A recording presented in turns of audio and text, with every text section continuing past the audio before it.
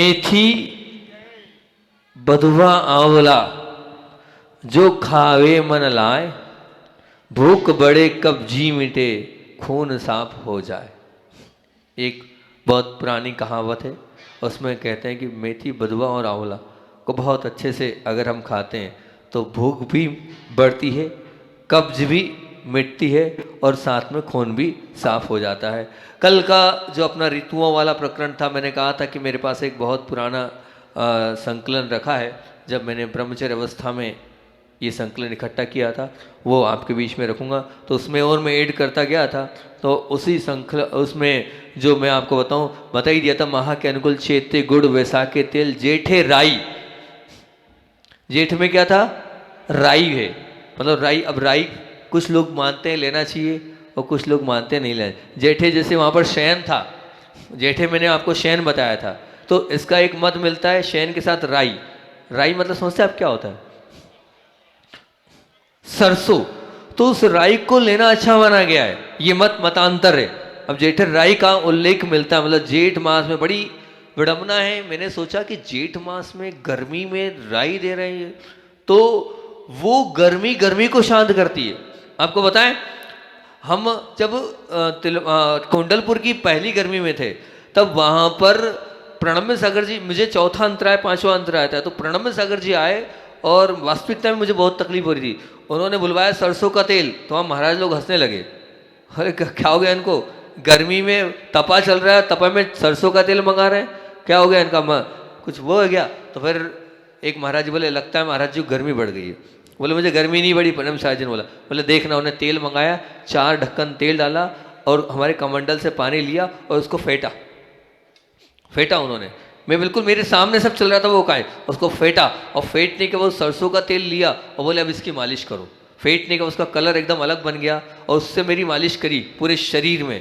मैं इतना व्यथित था, शरीर से आग निकल रही थी, पूरा शरीर ठंडा हो गया 15 मिनट में।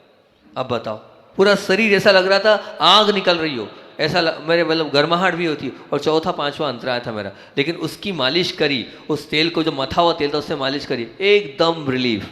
उसके बाद तो वो चमत्कारी रहा, पूरी गर्मी वही चलता रहा। तो गर्मी और जेठ का मास था, तो उन्होंने कहा जेठ में तेल दिया भी जाता है। बोले आपको सरसों का तेल लेना है और राई भी लेना है, उन्होंने मुझसे कहा था, वो मुझे आज भी याद है। तो ये लिखा है पुराने समय, जेठे राई मतलब सरसों। तो जेठ मास में सरसों के तेल को अगर आप पानी में मथ के लगाएंगे तो आपकी पूरी गर्मी। उन्होंने ये कहा था कि दुर्लभ सागर तुम आहार पे निकलो तो उसको लेकर लू नहीं लगेगी, बोले उसको आप लगा के चले जाओ पूरे शरीर में, और वो इतना बड़ा वाटरप्रूफ रहेगा कि आप तेज लू में भी जाओगे तो आपको लू नहीं लगेगी। जेठे राई ये लिखा है जो है, और जेठ में ही चलती है लू। तो ये बहुत काम की चीज है। ये प्रकरण कल मैं नहीं बता पाया था, तो जेठ में राई का सेवन करना चाहिए। आषाढ़ बेल। अब सावन में, अब क्या बोल रहा हूं कि सावन में कल आपको क्या बताया था मैंने? याद है नहीं याद है? क्या बताया सावन में? अरे नहीं, हर। अब सावन में 2 चीजें और बता रहा हूं। तो सावन में यहां बता रहा हूं आपको कि आषाढ़े बेल नहीं, ये निषेध वाला मामला है, ठीक है ना। चेते गुड़ बैसाखे जेठे, ये जो है माहों में अनुकूल। तो यहां सावन में क्या बोल रहे हैं कि ये माहों के अनुकूल बोल रहे हैं, तो ना जेठे सावन में जो है वो क्या नहीं लेना चाहिए? तो बोले हरी सब्जी नहीं लेना चाहिए, और साथ साथ में दूध भी नहीं लेना चाहिए। उसी प्रकार जो है सत्तू, हाँ ठीक, ये चीज आपको मैंने बताई थी, ठीक। और उसके अलावा और क्या? कुंवार करेला बता ही दिया था, है ना। अगन जीरा बतपू से धना बता दिया। इसमें और अंतर क्या है? तो अंतर इतना ही है, ठीक। अब कब लेना ये आपको पूरा बताइए, इसमें अंतर कुछ नहीं है, ठीक, इतना ही है। अब इनने मेरे से दूसरी बात बोल दी कि वो बताइए, तो मैं उसको और बता देता हूँ। मेथी बधुआ आंवला जो खावे मन लाए, भूख बड़े कब्जी मिटे खून साफ हो जाए, ठीक। ये वाली बात हो गई। अब आगे हम चल रहे हैं। जो विषय मैंने आपसे बोला था मैं रखूंगा आपके बीच में, क्योंकि ऋतु के अनुसार जो मैंने एक बहुत चार्ट बनाकर तैयार किया है, वो बड़ी मेहनत से इकट्ठा किया है, यहाँ वहाँ से इकट्ठा किया। तो इसको मैं आज पूरे प्रवचन में प्रयास करूंगा कि आज के दिन ये पूरा हो जाए। कल से जो मैंने अलग अलग बीमारियों पर अलग अलग जो इकट्ठा कर रखा है वो आपके बीच में शेयर करूंगा। तो जो खाद्य पदार्थ होते हैं वो आहार के रूप में ग्रहण किए जाते हैं, परंतु उसमें भी ऐसे जो आहार होता है, कब किस समय कौन सा आहार लेना जिससे जठराग्नि हमारी प्रदीप्त हो और वह हमारे शरीर के लिए लाभकारी हो। तो ऐसे 3 प्रकार से इसको बांटा गया है, अलग अलग अलग अलग 3 प्रकार से। एक तो ऋतु के अनुसार से बांटा गया, मतलब वैसे एक होता है वर्ष, एक होता है अयन, और एक होती ऋतु, और एक होता है माह, और एक होता है पक्ष। तो ऋतु कितनी होती है आपको पता है? ऋतु कितनी होती है? हैं? 6 ऋतुएं होती है। कौन कौन सी ऋतु होती है? हेमंत ऋतु, शिशिर ऋतु, बसंत ऋतु, ग्रीष्म ऋतु, वर्षा ऋतु और शरद ऋतु। तो ये 6 ऋतुएं होती है। तो एक फलादेश मिलता है ऋतुओं के अनुसार से। पहले मैं ऋतु के अनुसार से आपको बता देता हूँ कि ऋतु के अनुसार से किस प्रकार से करते हैं। तो उसमें जो मैंने ऐड किया वो 15 नवंबर से लेकर 14 जनवरी तक ये कहलाती हेमंत ऋतु। कौन सी कहलाती है? हेमंत ऋतु। कौन सी कहलाती है भैया? या तो उसको बंद कर दो, हम प्रवचन बंद कर देते हैं, दोनों में से एक काम कुछ भी कर लें। या तो हम प्रवचन बंद कर दें, वहां से इतनी आवाज आ रही है कि उसको या तो बंद कर दो आप, या हम प्रवचन को बंद कर देते, एंड कर दे प्रवचन को। डॉक्टर साहब से बोलो ना भैया प्रवचन की बात का रखा था उनको, वो हिंट करो उनको आप। डॉक्टर साहब से पूछो महाराज जी प्रवचन करें कि बंद कर दें?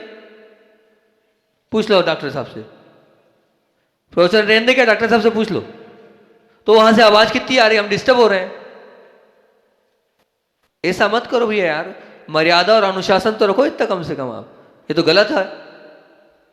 हाँ, तो क्या हो रहा है, हम क्या बता रहे हैं आपको कि 3 ऋतु होती है, हेमंत ऋतु, शिशिर ऋतु, ये 6 ऋतु होती है। तो उसमें 15 नवंबर से 14 जनवरी तक कौन सी ऋतु होती है?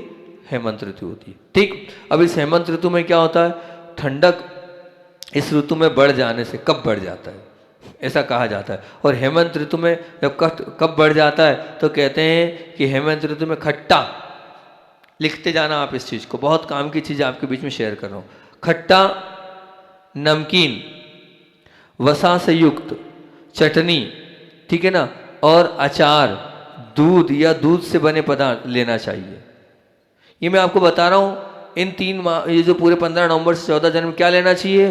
बोले खट्टी चीज ले सकते हैं आप, नमकीन चीज ले सकते हैं आप, वसा से युक्त चटनी, अचार, दूध या दूध दही से बने पदार्थ ले सकते हैं। और हेमंत ऋतु में शक्ति बढ़ाने वाली ऋतु है, अतः इसमें स्निग्ध और चिकनाई वाले पदार्थ को ग्रहण करना श्रेष्ठ है, स्वास्थ्य के लिए लाभकारी है, इनको आपको लेना चाहिए। ठीक, नवंबर से जनवरी तक। अब आती शिशिर ऋतु, माघ और फाल्गुन, इसमें 15 जनवरी से लेकर 15 मार्च तक का समय आता है। इसमें क्या है, शिशिर ऋतु में वात बढ़ जाती है और वायु बढ़ जाती है। तो वायु बढ़ जाती है तो शिशिर ऋतु में तीखा, कड़वा। अब मैं एक काम करूंगा, इसमें बता दूंगा तीखा किसको बोलते हैं, कड़वा किसको बोलते हैं। अभी तो आप इसको लिखते जाए, तीखा, कड़वा, ठंडा, वो कृत्रिम पेय नहीं लेना चाहिए। कृत्रिम पेय जो बना के हम लेते हैं ना, रसना है, ये है, वो गोल्ड स्पार्ट है, वो ठंडा लिमका है, ये बिल्कुल नहीं लेना चाहिए। कृत्रिम पेय बिल्कुल नहीं लेना चाहिए। इस ऋतु में मीठे, खट्टे व नमकीन पदार्थ लेने से वायु प्रकोप कम हो जाता है। क्या लेना है? मीठे, खट्टे व नमकीन पदार्थ लेने से वायु का प्रयोग कम हो जाता है। ठीक, अब खट्टे में आप अगर इस समय नींबू लेंगे तो वायु का प्रकोप कम हो जाएगा। इस समय आप कड़ी लेंगे तो इससे वायु का प्रकोप कम होगा।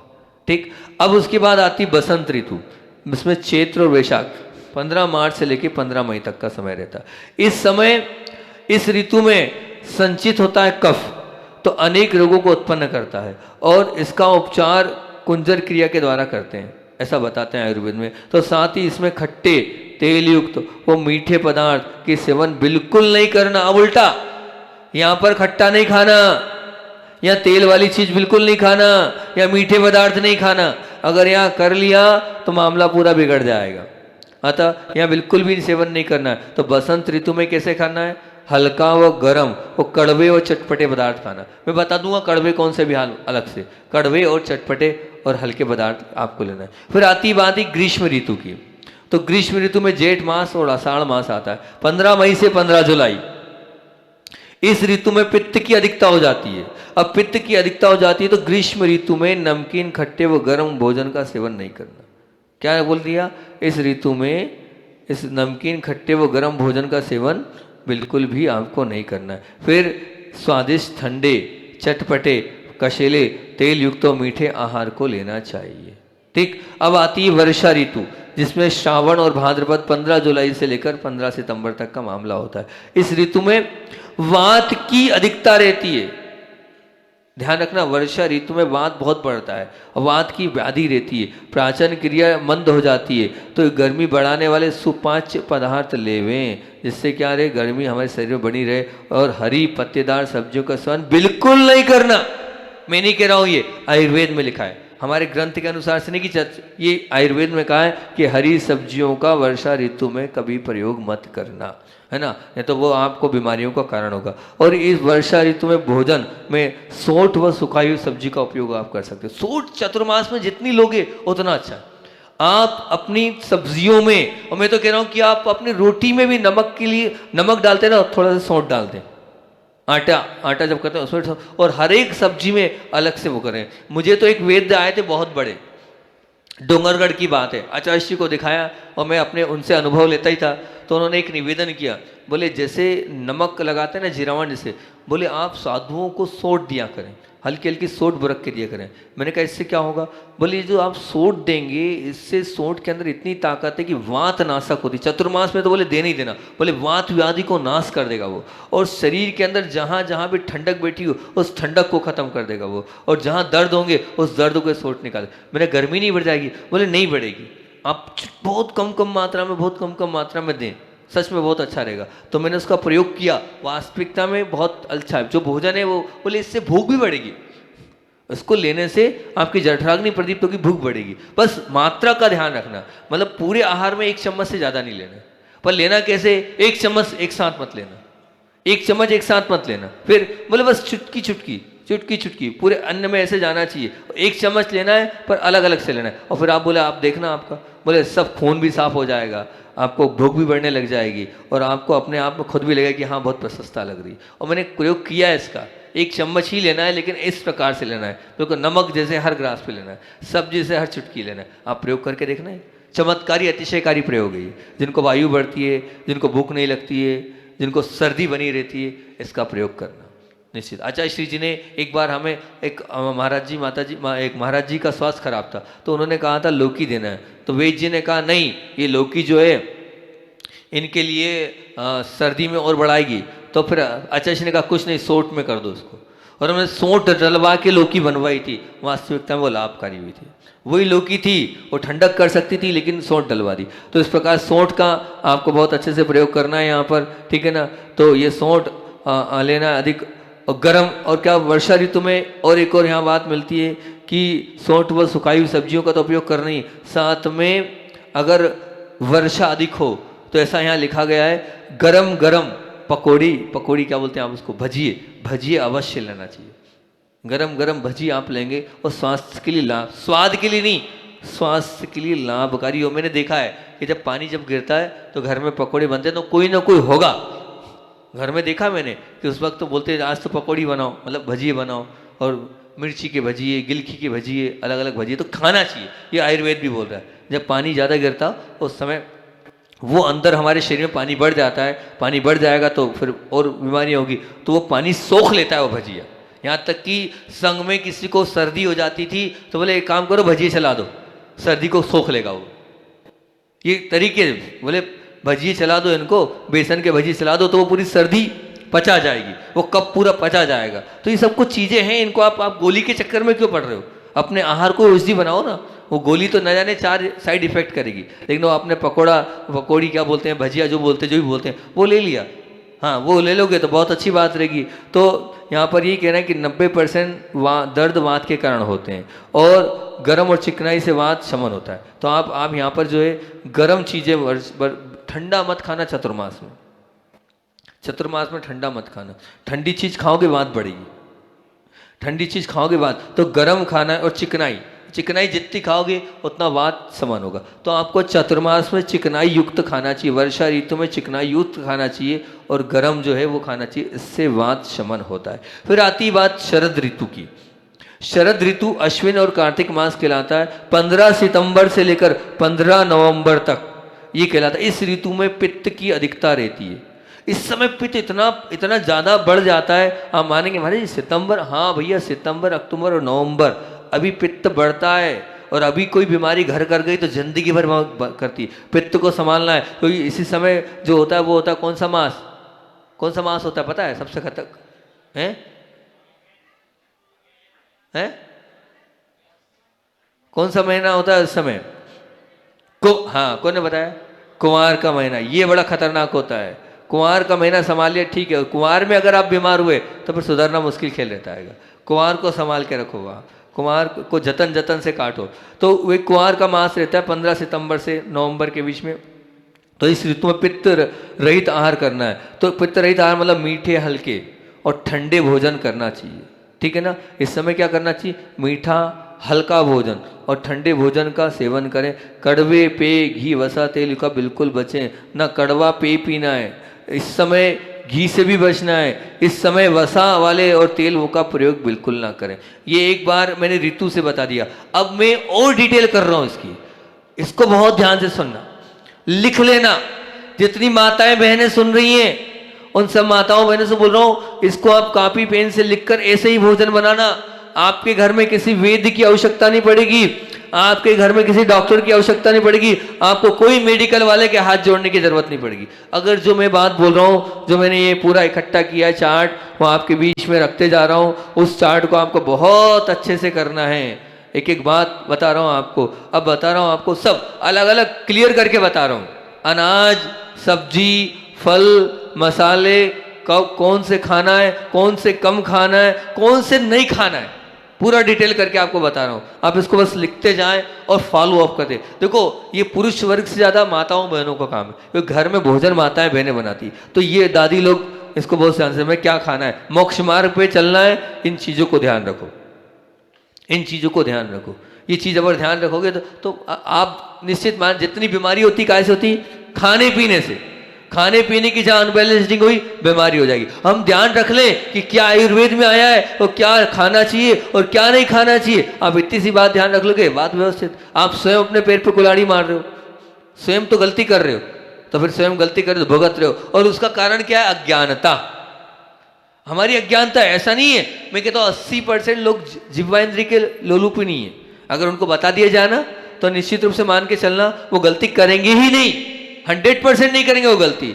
लेकिन गलती कब हो रही है कि हमें ज्ञान नहीं है। तो मैं दे रहा हूं, आपको बता रहा हूं, आपको पूरी चीज आपको आपके सामने रख रहा हूं। बहुत ध्यान से इसको सुनना, लिखना और फॉलो करना। माताओं इसी प्रकार से अपने पतियों को, अपने बच्चों को, अपने परिवार वालों को भोजन कराना, ठीक। सबसे पहले आता है चैत्र मास। कल मैंने चैत्र मास का आपको बताया था। चैत्र मास कौन सा होता है, कब होता है चैत्र मास, कब स्टार्ट होता है? जब महावीर जयंती का समय होता है, उस समय पूरा एक माह होता है। उस एक माह में क्या खाएं? सबसे पहले अनाज बताता हूं कि इस महीने में कौन कौन सा अनाज खाना चाहिए। इस महीने में जौ की रोटी खाएं आप। जौ एक अन्न होता है, बहुत अच्छा होता है, सुपाच्य होता है, अनेक प्रकार के लाभ को दिलाने वाला होता है। इस माह में आप ज्वार की और मक्के की पॉपकॉर्न खाएं।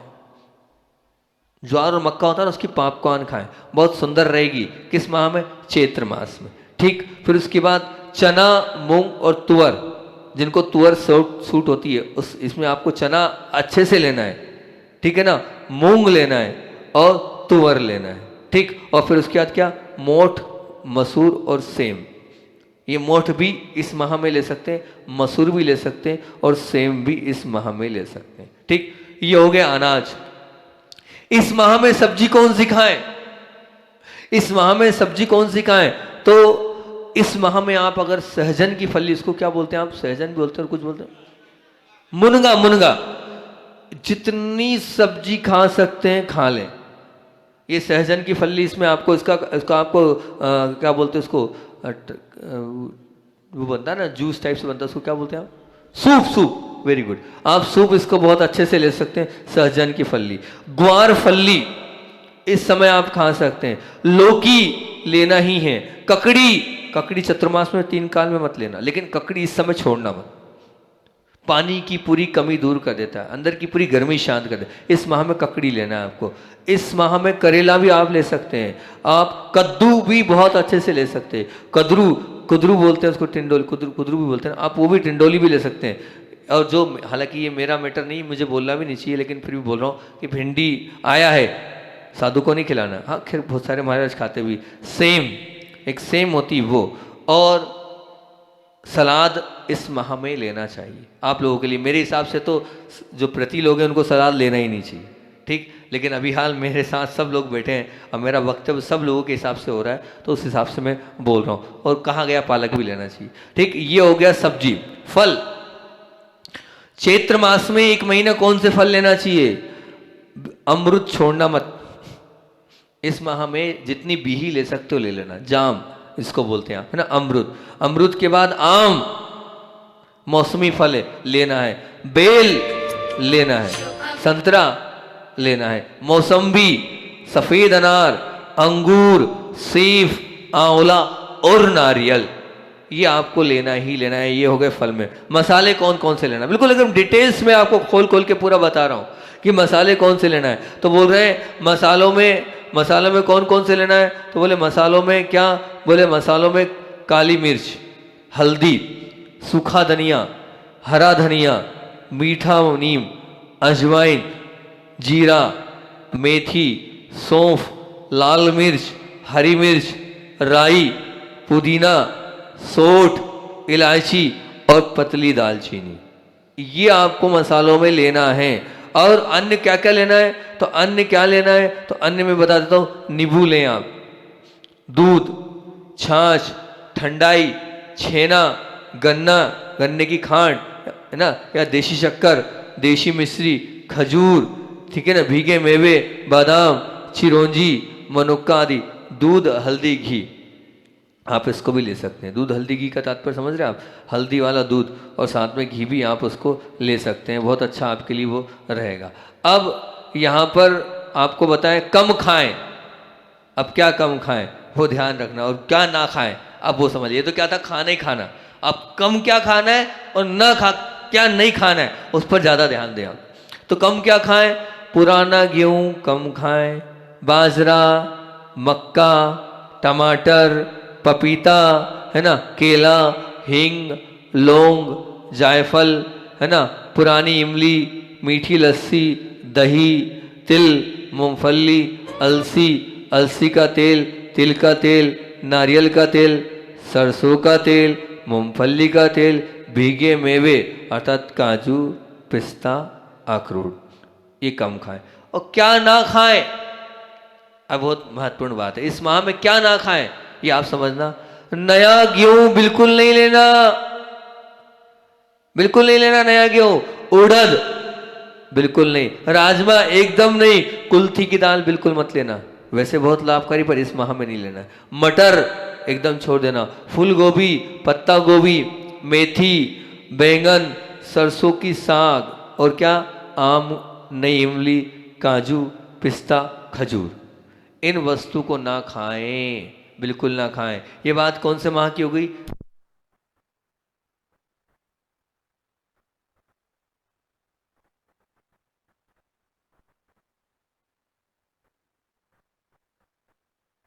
देखो मैं आपको इतनी मेहनत करके चीज बता रहा हूं, आपको कहीं नहीं मिलने वाली इतनी डिटेल्स जो आपको दे रहा हूं। मसालों तक की डिटेल दे रहा हूं, सब्जी की दे रहा हूं, अन्न की दे रहा हूं, फल फूल की दे रहा हूं, सबकी दे रहा हूँ, ड्राई फ्रूट्स की दे रहा हूँ। इसको आप बारीकी से लिखो। अगर आप नहीं लिख पा रहे हो तो ये तो आपको मिल ही जाएगा। आपका क्या विद्या शरणम चैनल पे आपको पूरा मिल ही जाएगा। उस विद्या शरणम चैनल पे दबाना आपको पूरी जानकारी पूरी व्यवस्थित मिल जाएगी। ये बहुत दिनों से लोगों की मांग थी कि पहले तो मैं बोलता ही था इनको, हर माह के पहले बोलता था, वो लोग बोलते थे आपकी हर माह का चाहिए, तो मैं देता ही था। लेकिन आज एक साथ आपको बता रहा हूँ, माताओं को बहुत ध्यान से इस प्रवचन को सुनना चाहिए, उन्हीं के हाथ में पूरा खेलेगा। अब समय 5 मिनट का बचा है, 5 मिनट में दूसरा माह कर लेता हूँ मैं, फास्ट करता हूँ मैं थोड़ा ना। वैशाख मास, वैशाख मास में क्या क्या खाना है क्या नहीं खाना है उसकी जानकारी दे रहा हूँ। तो इस माह में जो है ना, जो है वो लेना ही है, जो पिछली बार बताया था। अब सत्तू लेना है आपको, दलिया लेना है आपको, आटा मतलब दलिया जो होता है इस माह में आपको सेवन करना है। मोठ, मूंग, मतलब आप क्रम बना लें, अभी अनाज बता रहा हूँ फिर सब्जी, तो अभी अनाज में बता रहा हूँ। मीठा या मोठ लेना है, मूंग लेना है, चना लेना है, और क्या लेना है, भुना चना लेना है, ज्वार लेनी है, पुराना चावल लेना है, मक्के की खीर लेनी है, तुअर लेनी है, मसूर और सेम, ये लेने वाली चीज हो गई। अन्न में। सब्जी में क्या है?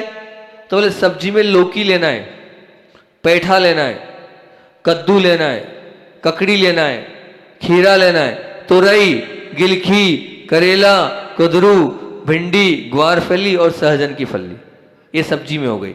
और फल में क्या लेना है? बेल, संतरा,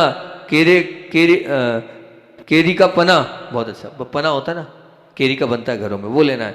और रसीले फल, तरबूज, खरबूज, आम, हापुस आम इसमें लें तो सबसे उत्तम है। आचार्य श्री बोलते थे कि आम लेना ही है तो बहुत लाभकारी होता है, हालांकि महंगा जरूर होता है, लेकिन हापुस आम आपको लेना है। सफ़ेद अनार, मौसम्बी सेव, ठीक है ना, केला, आंवला और नारियल, ये चीज़ आपको फल में लेना है। मसाले, अब मसाले में क्या है? मसालों में सबसे ज़्यादा ध्यान मसालों में रखना, क्योंकि हम सब तो ठीक है लेकिन मसालों को ध्यान रखते हैं। कब? जैसे अभी मैंने कल क्या बोला, अभी क्या नहीं लेना है? क्या नहीं लेना है? बिल्कुल नहीं डालना जीरा, नहीं तो वो क्या कर देगा? बिल्कुल बीमार कर देगा। और अगले माह में क्या नहीं लेना है? धनिया। अब आता है तो बस पूरे 12 महीने ध्यान रखा कभी आज तक आपने कि इस माह में हमें नहीं लेना है, इस माह में जीरा नहीं लेना? ले अब तो सब 12 महीने, मैंने कल ही बताया, मेरी स्थिति खराब कर दी थी अध्यक्ष जी के यहाँ, जीरे ही जीरे वाला बगाल लगाए जा रहे थे, ठीक है ना। तो इस माह में जीरा नहीं लेना, अगले माह में धनिया नहीं लेना, ये ध्यान रखना। तो मसालों में क्या बोल दिया है कि जीरा धनिया लेने वाले मसाले बता रहा हूँ वैशाख मास में।